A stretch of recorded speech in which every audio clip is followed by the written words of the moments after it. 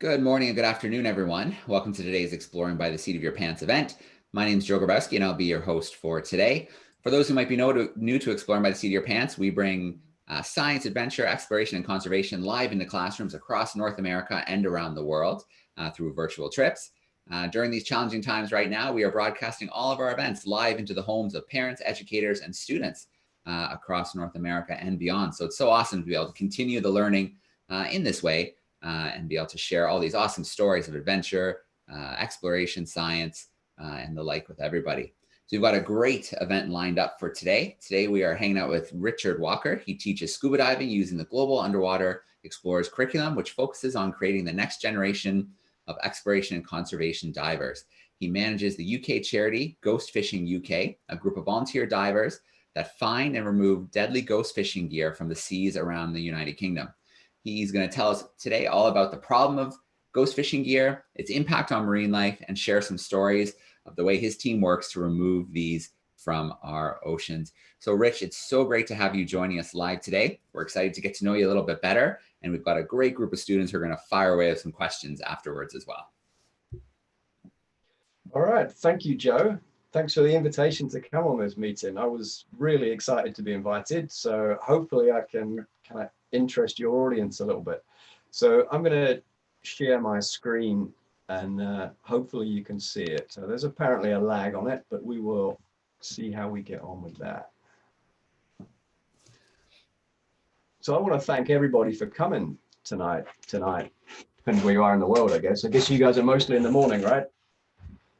Yep. Okay, so you're in the morning. It's kind of mid-afternoon here in the UK. And it's great to be here. My name is Rich Walker, and I'm going to talk to you a little bit about the Ghost Fishing UK project that I'm involved with. So can everybody see my slides now? Yep, Rich, it came up nice full screen. Good? All right, fantastic. So that's it. My name is Rich Walker, and as Joe says, my main profession is to teach people scuba diving. And it's a fantastic job to do. It was my hobby for many years, and I decided to see if I could do it for a job as well. And it's for some reason it's managed to work. So doing what you love to do as your job, to me, is like a perfect kind of compromise. Really, it's awesome. I get to travel all over the world, mostly in Europe though, and I teach people about scuba diving and I teach them about the underwater world. But so a little bit more about me here. So where am I from? So we got North America over here. Okay, you see the globe on the top left there. I guess that didn't come through yet. Yeah, we got it over here, Rich. It's coming through nicely. You got the globe. All right, super. So the globe up in the top left, you see North America there. And if you move to the right a little bit, you'll see the United Kingdom here. Now, there's a bigger map on the screen is the United Kingdom. And I was born and raised in London. London's the capital of the UK. It's a big, sprawling city. Millions of people live in it, and there's absolutely no opportunity for scuba diving. I now live in the southwest of England now, in a county called Somerset. And here it's a lot easier for me to get to the coastline. There's less people. It's just a much nicer environment from my perspective. But I've been diving around the UK now for going on for 30 years now. And there's not a region around the UK that I haven't dived in. So the English Channel, so to the south coast of the UK, is a particular favorite of mine. But then I've dived off the coast of Ireland, the west coast of Scotland, and way up in the north of Scotland in the Orkney Islands. And basically, the UK has some fantastic scuba diving. It has a fantastic marine ecosystem. There's all kinds of animals live in the sea around here, but also we have a huge number of shipwrecks. England is a maritime country. It's a small island. And for many years in the past, we had a huge fleet. We had an empire around the world, and that empire was supported by shipping. So from those times and right through up until modern times, we've had ships all around the UK, and these ships sink. And this is kind of part of the story, but it's the reason that I really got into scuba diving was shipwrecks.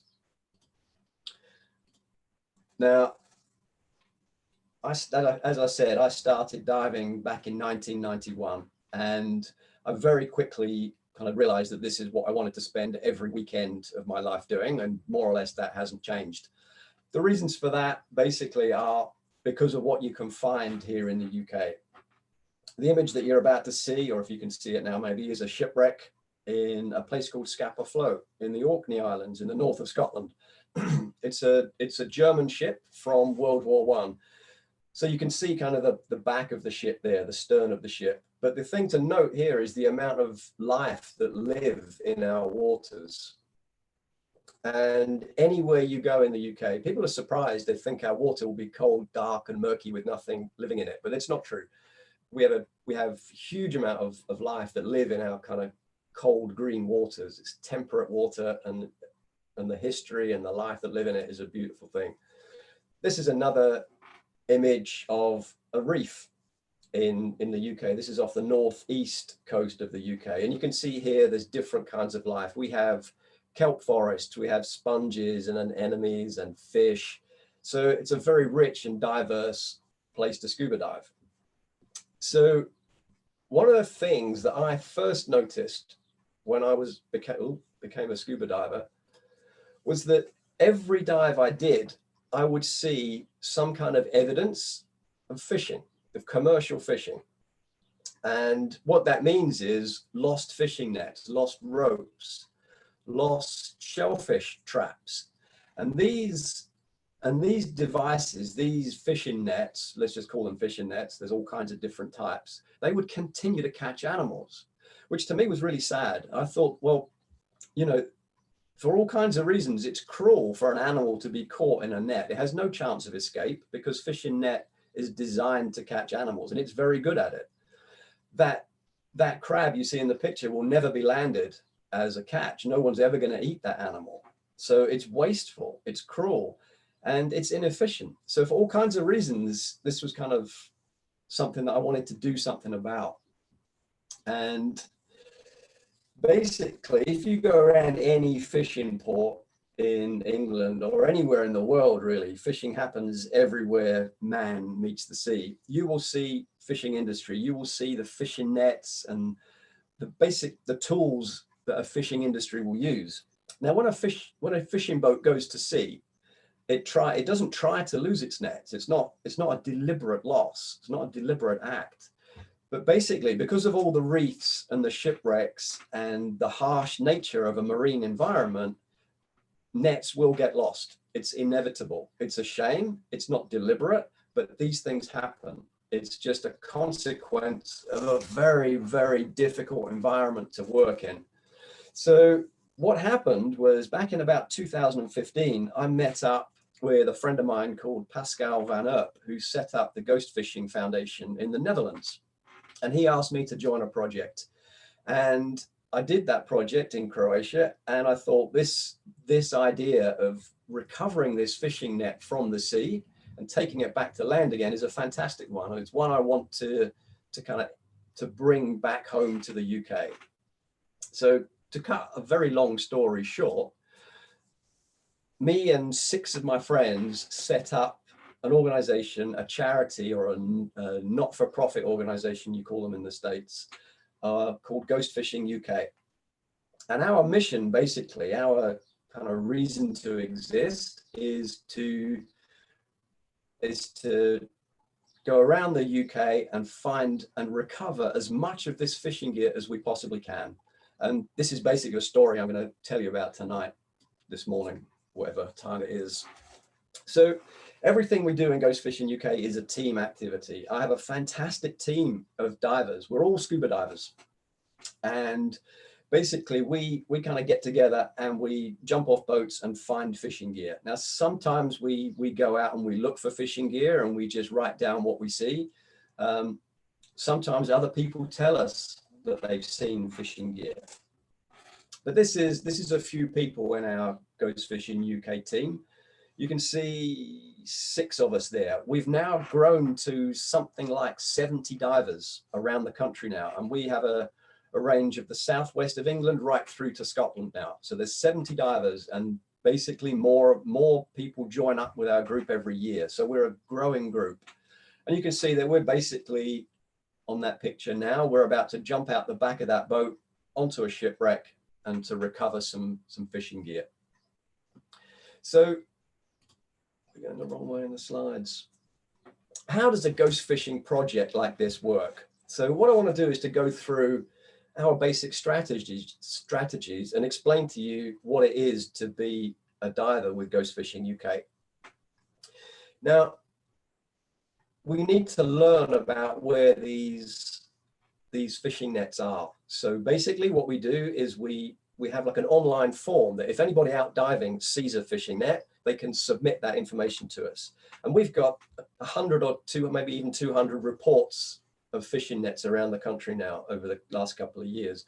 And what we do is we use that information to say, well, we need to go to this shipwreck or this particular reef because we think there's some fishing net that needs recovering. And when we do that, we deploy the team into the water and they do what we call a survey. Now you can see in the picture there, we've got a diver on the left-hand side and he's got his notebook out. And what he's going to do is to survey.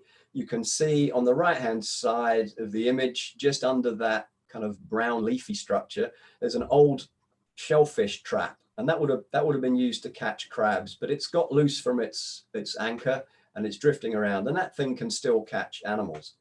So what the diver is doing is writing down and documenting everything about that trap. Now, what we do with that data is to basically build a plan of how we're going to recover that thing back to the surface again, because it's heavy. That thing probably weighs 20 kilos, so 40 pounds, something like that. It's a heavy thing. So we have to make a plan for bringing it back to the surface.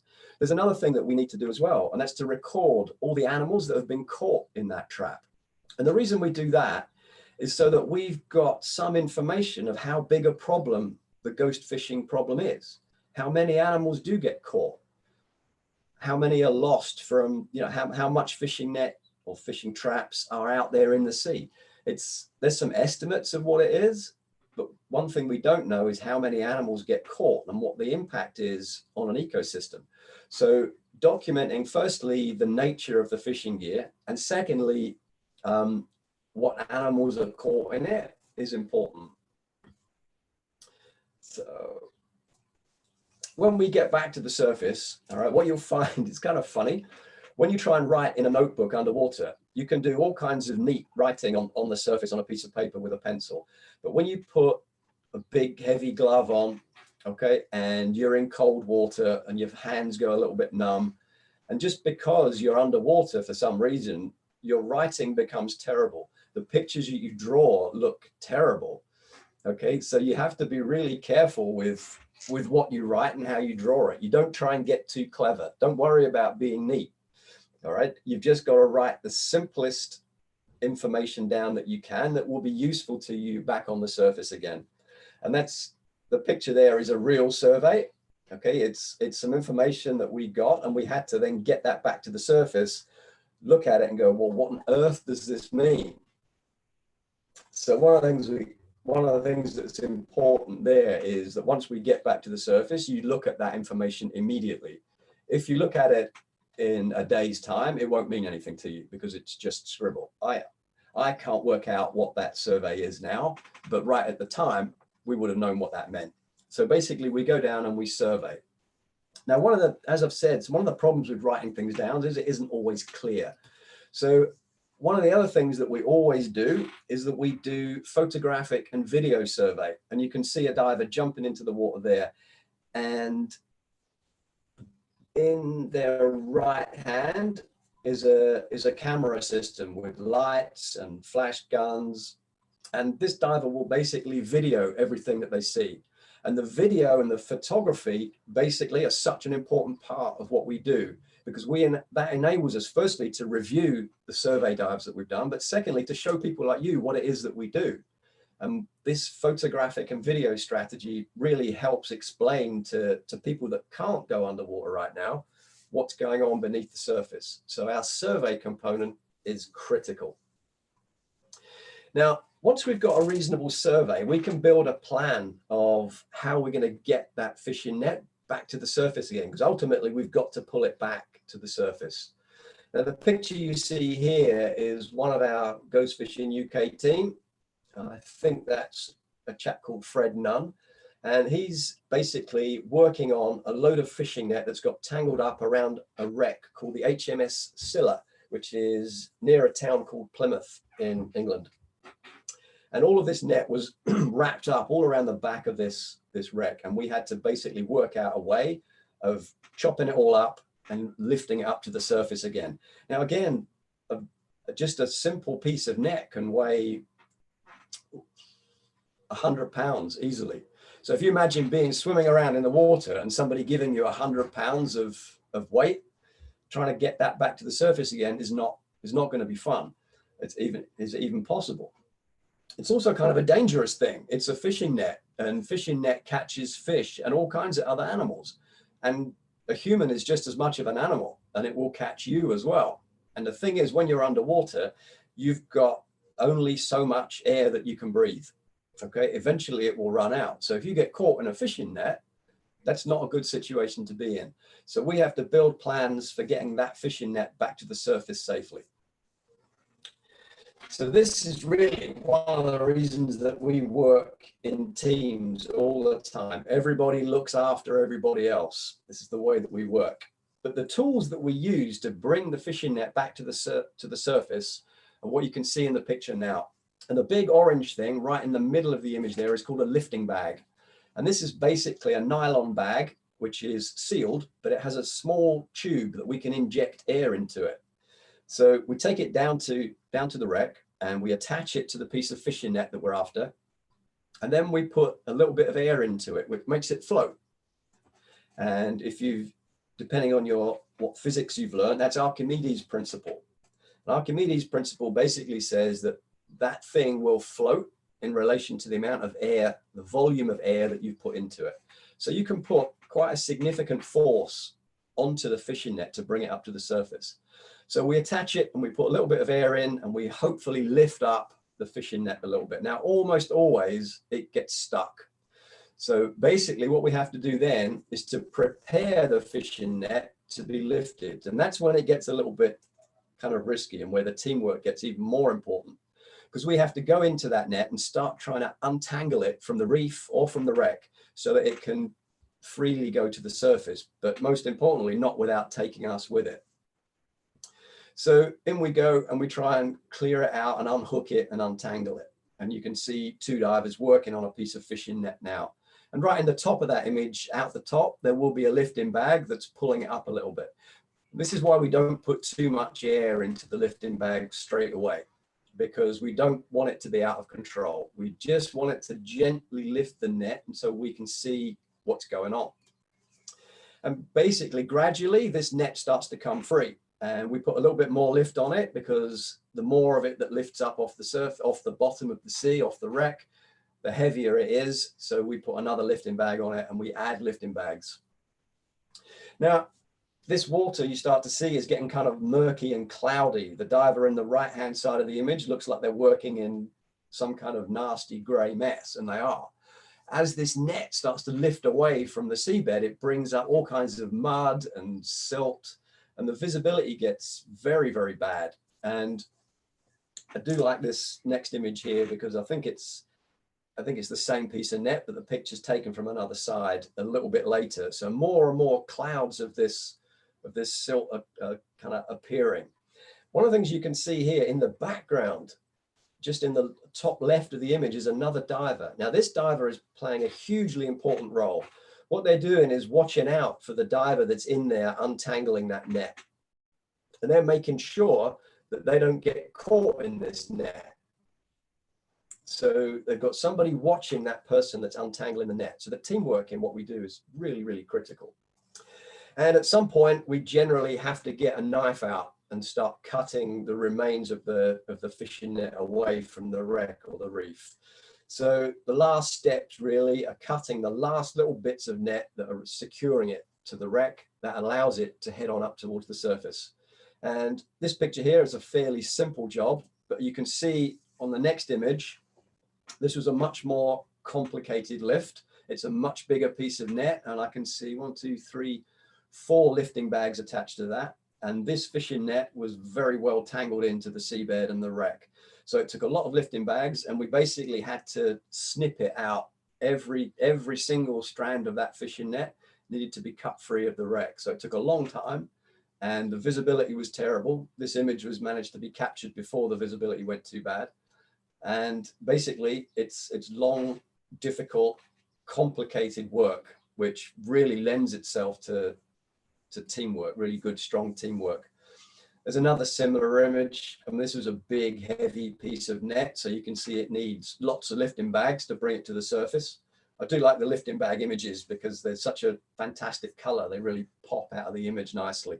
But the divers here are almost lost in all of this silt that's getting picked up by the net as it starts to move. Now, at some point, you make the last cut on the fishing net, and it starts to head up towards the surface, which is an incredibly good feeling, because you know that once that net is on its way to the surface, it can't kill any more animals. Okay, however big or small that piece of net was, its job of killing animals is done, it's over. So that net won't catch any more animals. And that image there shows a smaller piece of net on its way to the surface now. It's a fantastic sight, and it's a really good feeling when you send that net on its way to the surface. So I guess the next question is, what happens to this net when we get it back to the surface? What do we do with it? So this is the end of one of our projects we did a few years ago up in the Orkney Islands. And this was 1 week of work.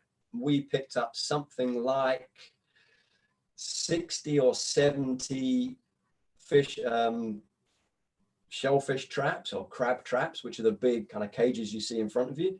On the right hand side, there's something like probably 200 pounds of fishing net that we found, and all kinds of other ropes and cables and pieces of fishing industry and other garbage as well. So all of this stuff came to the surface. So what on earth can we do with all this? Well, the nice thing is that my first kind of attempt at recycling certainly the lobster pots and the crab pots is to try and give them back to the fishermen that lost them. They didn't deliberately lose them. They were probably lost in a storm, or a boat went over and cut the buoys that were marking them. So if they're in any way serviceable, we try and give them back to the fishermen that lost them, which I think is only fair, really. They were theirs. They didn't mean to lose them. Some of the ropes can be used again as well. Now, we have a guy in the Orkney Islands called Mark Cook, and he runs a company called Afraid Not, which is kind of a funny play on words. And he takes all these ropes, he cleans them, and he turns them into things like doormats and door stops. It's just really nice knotting work. So a really nice doormat for your house, and it's made from pieces of old fishing rope, which I think is a really good way of reusing this stuff. If we don't do this, it goes into garbage sites, into landfill, and it doesn't seem right to me. If we can use it again, then why not? This very tough, resilient stuff. I've got one of these mats at the back of my house, and 4 or 5 years later, it's got no signs of wear on it. It's a bit grubbier, but you know, it's a really good doormat. So why not? If we can use them again, much better, right? Now, for the fishing nets, there's a slightly different story to this. Now, in Europe, we have a couple of factories that are capable of taking all of these lost fishing nets and turning them into a new product. And one of the products, I've just picked on one, it's called Econil. And what they do is they take the fishing net and they take it into a factory, and basically there's a chemical process that can turn these fishing nets back into a nylon yarn called Econil. And this stuff can be used to make swimsuits, socks, carpets, all kinds of different nylon products, which again can then be recycled and turned back in again. And we had some of this stuff recycled maybe 2 years ago, and something like for our 100 kilos, 200 pounds of net, that turned into something like an 85% transfer rate into this new nylon called Econil. So it's a highly efficient process. So basically 80% of what you send to this factory gets turned into nylon. So it's really, really efficient. And it basically allows this kind of circle So it's not even like, it's even a very, very high quality. It's not like some recycled stuff is clearly recycled. This is like brand new product. So it's a really, really good kind of end of life use for fishing nets, and it turns it into something useful again. And basically, that's kind of where I want to finish. I've probably gone over my 20 minutes a little bit, but we're Ghost Fishing UK. We're scuba divers in the United Kingdom, and we are focused on going around the UK and taking as much fishing gear as we can out of the sea. Now, we have a website, which is ghostfishing.co.uk, which you can go and take a look at what we do.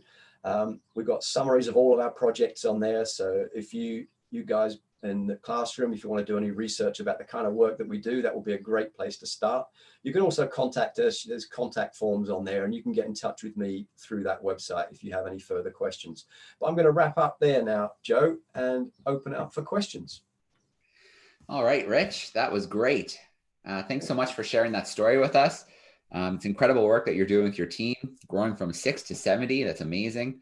And yeah, collecting a lot of that fishing waste, getting out of the ocean, and not only that, but getting into reusable products as well. It's a great story and great work you're doing.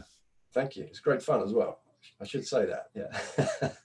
All right, we have a great group tuning in with us, both on camera and on YouTube. A quick few shout outs. We've got the Ferris family hanging out in Innisfil, Ontario. We've got Colin hanging out in Southampton, Ontario. Matt's hanging out with us in Norwich in the UK. We've got Hunter in New Hampshire. We've got Alfonso hanging out with us, representing some students in Peru and Chile. So we've got a great group tuning in with us today, Richard. That's cool. All right. Welcome, everybody. So here's how we'll work it. If you have a question in YouTube, put it into the YouTube chat sidebar on the right, and I will make sure to pick some of those out. And if you're with us on the call, you have two options. You can either type me something in the chat, or you can raise your hand virtually. So if you click the little participants button at the bottom, has little number 14 next to it, it opens a panel on the right and you can raise your hand. There's a raise your hand option. So if you have some questions for us, let's start getting some of those coming in, and then we'll start asking Rich some of those questions. So you can either raise your hand virtually or send it into the chat. And looks like we have something coming in the chat already. So I'm going to turn Dylan's microphone on. Where is it here? So Dylan's joining us from a homeschool in North Carolina. So Dylan, if you want to go ahead and ask your question live, we're ready for you. What do you do with all the dead fish and dead animals that you catch? And the dead stuff, there's nothing we can do with the dead stuff. You certainly can't eat it because you don't know how long it's been there. So that just gets thrown back in the ocean. What we do, something I didn't mention actually, which kind of relates to your question a bit, is when we're doing the survey dives and when we're doing the recovery dives as well, if we find anything that's alive in those nets, we try our absolute best to release them. So quite often we'll find ourselves spending like half an hour just trying to cut a crab or a fish out of a piece of fishing net, which is kind of funny sometimes because the particularly crabs, they got these kind of pinchers on them. They don't know that you're trying to help. So they generally attack you. And we have some great footage. You can check it on the YouTube channel, on our YouTube channel, of one of our divers trying to free this crab from the net. And all it does is bite him, which is, it's kind of funny, but he does eventually get it free. So the dead stuff, to kind of finish up with the question, it's dead. We can't do anything with it. We just throw it back. But we do take a lot of effort to try and free the stuff that's still alive. All right. Thanks, Dylan, for the question to get us started. Mairead, let me see. If you want to unmute your microphone, you can go ahead with your question. What made you interested in like marine biology and diving and all this? That's a really good question. What made me interested in it? Well, my parents, my mum and dad, met in their local scuba diving club. So when I was growing up as a small kid, there was scuba diving gear all over the house, and it was just a natural thing for me. I knew from like since I was 4 or 5 years old that one day I'd be a scuba diver. Now back then, which is a very long time ago, you couldn't just go to a local dive shop. You just couldn't do that in England.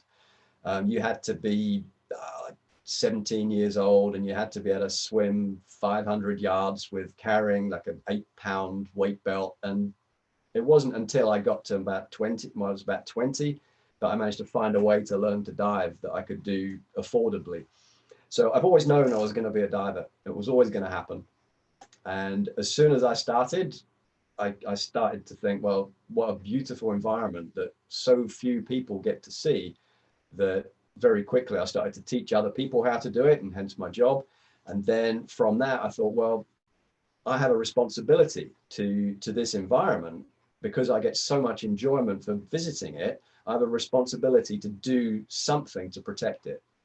So that was kind of how I ended up where I am now, in a very short kind of story. There's much longer stories than that. But. All right, great question, Mairead. Let me jump over to YouTube. We've got a few coming in here. So we've got Faye in Toronto, Ontario, and she's wondering if there's ever any fear of removing some of that gear that may have possibly become, you know, part of the habitat in that area. Oh, that's a tricky question.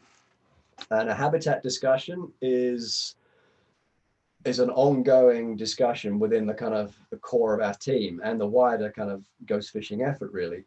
Now, our general view is if animals have managed to make it a habitat, then they can make something else a habitat. If you take a crab out of, I mean, the classic one is car tires. Car tires get populated very, very quickly, and they become habitats and things live in them. And sometimes you think, well, things are living in it, why should we take it out? Now, right there and then, at that moment in time, yes, it is a habitat. A crab will find another home if you take that tire out. There's another side to it, though, which is probably a few hundred years in the future, though. Most of this gear is plastic, okay? And what will happen eventually is that plastic will degrade into microplastics. And those microplastics, we already know, are getting into the food chain. So our decision normally is, if it's fishing gear, however much of a habitat it is, we do try and remove it. Now, there is a kind of a yeah, but on the end of that. If there are sensitive species, there are some animals and organisms that grow, particularly in the UK, that are protected. They are extremely rare. And if these creatures have inhabited it and made it a habitat, we leave it alone. So there are exceptions. If it's a very rare and delicate species, we don't touch it. All right. Good question.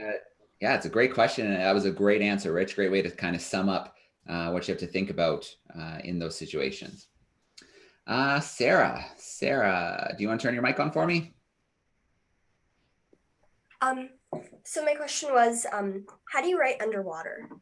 Like, That's right.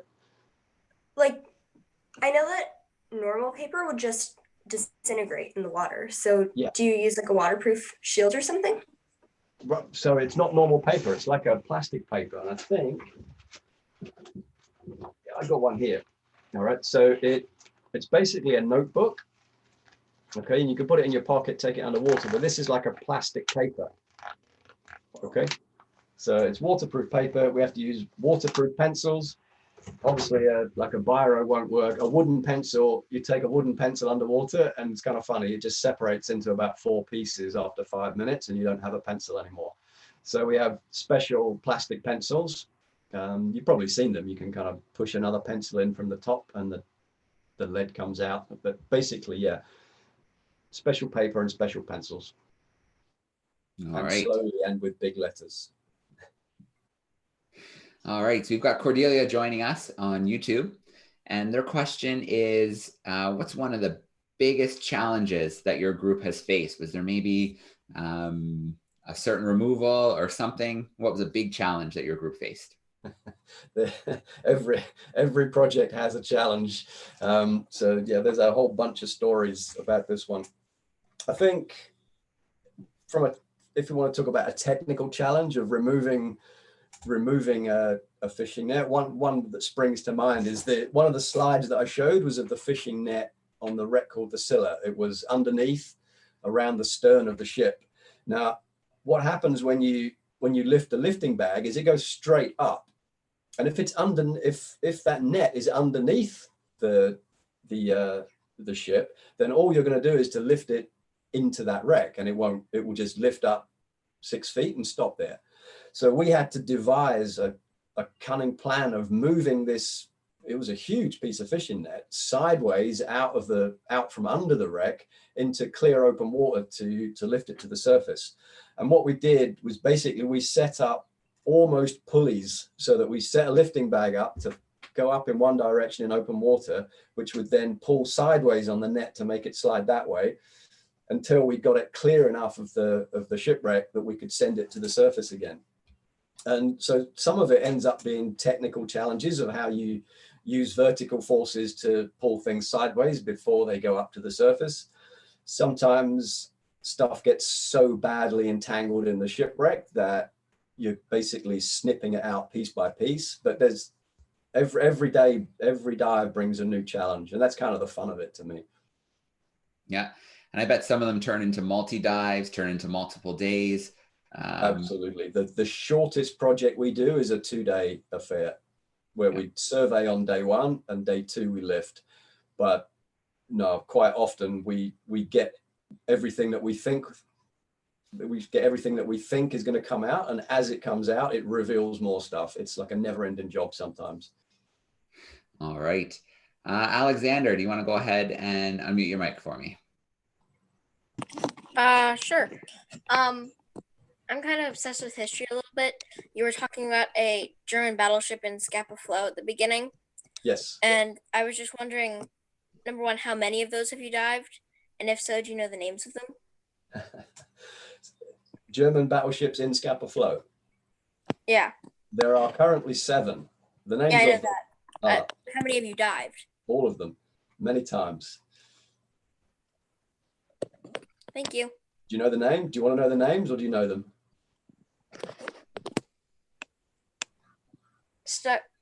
They were in my head, and now they're gone. So you've got 3 battleships. You have the SMS Markgraf, the König, and the Kronprinz. Then you have 4 light cruisers: the Dresden, the Karlsruhe, the Brummer, and it's gone. They're all gone. The Köln. The Köln's my favorite. How did I forget? Which one was the picture at the beginning from? The Karlsruhe. I've been to the town that's named after. In Germany, yes. Most of those, the cruisers, the light cruisers, are all named after cities. All right. Very cool. Miss Matthews, so your class is hanging out with us from Virginia. I see you have your hand up. So why don't you go ahead and pop your mic on? All right, great. I wanted to say thank you. I thought this was great. I have one question before my class has to head out. Do you have a favorite site or place that you have dived? I do not. I've dived everywhere from the north of Norway through to the Philippines, and everything is so different, it would be difficult for me to pick one. What I tend to do is just pick some really cool things about a couple of those places. So Scapa Flow has some incredible history from World War I, which tells an amazing piece of historical kind of context. The wrecks around Norway and the North Norway, most of our kind of contemporary shipwrecks are from World War II. So most of them around the UK were sunk by Germany. When I go to Norway, most of those ships were sunk by the UK, by Britain. So there's a different historical aspect there. To switch to the opposite side of the world, if you go to the Philippines, the marine biology and the diversity is just spectacular. You cannot, and to compare the 2 dive sites is unfair. You can't say one's better than the other. It's all different. It's all fantastic. All right. Thank you very much. You're welcome. Thank you for coming. All right. Great. All right. It sounds like our Virginia group has to go. Let me turn on the mic here so you guys can do a big thank you. There we go. Thank you. Thank you. Thank Bye. You're welcome, guys. All right. So Dylan, I know we still have you hanging out with us. Do you have another question, Dylan? So I know earlier you were talking about if there's live fish and animals, you release them. Yeah. What happens if one is injured? Do you send it to like a rehabilitation facility? That's a really good question. And actually, I can kind of answer that with a relatively new kind of partnership that we're forming. Now, we've teamed up with an organization called the Sea Life Trust here in the UK. And they run all of our, the kind of run aquariums all around the world, actually, which is their kind of business side. But their charity side is to rehabilitate marine animals. And one of the places that they operate is called the Cornish Seal Sanctuary. And these guys take seals that have been injured in fishing nets or by boats or are just sick. And they basically put them into pools, they rehabilitate them. And if they can get them back into the sea again, they do that. Now, recovering an animal like a seal is, as we say, beyond my pay grade. All right, I don't know how to do that. So there are teams in the UK. One of them is the British Divers Marine Life Rescue organization. And if we found a big mammal like a seal or a dolphin or whales, anything like that, we would call those guys and they would know how to recover them. So the whole picture is actually, there's lots and lots of people that need to get involved to save something like that, a big animal like that. An injured fish, there's not much you can do for it. I'll let it go and take its best chances, but you can't rehabilitate smaller animals like that easily, which is unfortunate, but what can you do? All right. If I could, I would. All right. So I think this is a great question here, Rich, to wrap up on. This is from our group in not Toronto. Cordelia, you have to let me know where you're watching from. But this is a great group to wrap things up. What is, at the end of the day, what is the best thing about ghost fishing UK? I think I said it in the talk. The best thing about ghost fishing UK is knowing that our team of 70 odd divers are so passionate about this, and that they will spend their own free time and money sometimes going out, volunteering and making the seas a safer place for animals and cleaning up this pollution. To me personally, that's what I get out of this. On a slightly different level, as I said in the talk, watching a piece of fishing net head to the surface and knowing it's not going to hurt anything anymore is, again, an incredible feeling. All right, so Cordelia was joining us in Waterloo, Ontario. And I'm sure that after a hard 2-3 days of diving, getting things off the bottom, that there's probably some fun had in the pub afterwards too. Oh, for sure, yes. Excellent. Excellent. Well, I want to start off with a huge shout out to anybody who is tuning in live via YouTube today. Thank you for sending in the great questions and joining us today.